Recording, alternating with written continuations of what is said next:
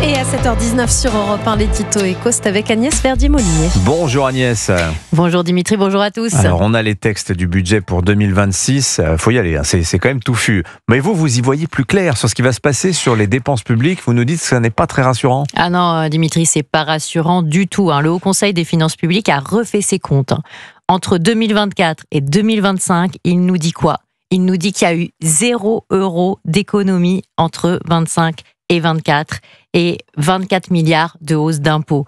Donc, contrairement à ce qu'on nous dit sur tous les tons, depuis plus d'1 an, on ne baisse absolument pas la dépense publique dans notre pays. D'ailleurs, les chiffres distribués avec la présentation du budget pour 2026 sont hyper clairs. Le pourcentage de dépenses publiques par rapport à la richesse nationale était de 56,6% en 2024. Et en 2025, c'est 56,8%. Quand on dit qu'il n'y a pas de baisse, il y a même une hausse des dépenses. Ouais, et ce constat, il vaut aussi pour les prélèvements obligatoires, les impôts. Oui, les impôts ne baissent pas non plus en pourcentage de la richesse nationale. Selon les chiffres de Bercy, ils montent, passant de 42,8 à 43,6 entre 2024 et 2025.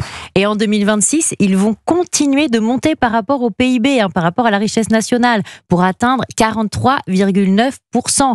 Comme les impôts sur les entreprises et les entrepreneurs ne rentreront pas comme prévu car ils sont déjà surtaxés, on augmentera encore la pression sur les ménages avec l'impôt sur le revenu ou sur les retraités. En sabrant des niches, on n'est pas prêt de quitter le podium des pays les plus taxés. Pourtant, moi j'ai écouté le gouvernement, pour 2026, il nous annonce 17 milliards d'euros de baisse de dépenses. Oui, parlons-en, des dépenses qui continuent bien entendu de croître en valeur de 29 milliards de plus en 2026 par rapport à 2025. Et en pourcentage de la richesse nationale, l'affichage des dépenses, certes, elle est à la baisse, mais qui croit qu'il n'y aura pas d'amendement pour indexer les pensions et les minima sociaux, par exemple. Donc on va avoir en fait des hausses par rapport à ce qui est annoncé. Et donc, on va faire sauter les maigres économies prévues à ce stade dans le budget. Sans compter d'ailleurs la reculade sur la réforme des retraites, qui n'est pas prise en compte dans les chiffres qui ont été donnés pour l'instant par Bercy. Les fameux 3 milliards prévus pour 2027. Absolument. Et à la fin du débat budgétaire, quand on fera la somme des plus et des moins, on verra que contrairement à ce qu'affiche actuellement le budget, on n'aura pas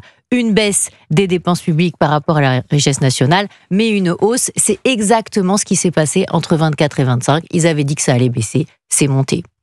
Incroyable, merci beaucoup. Ça, c'est les conséquences de la crise politique sans fin dans laquelle on est. Signature Europe 1, Agnès Verdier-Molinier. Merci Agnès.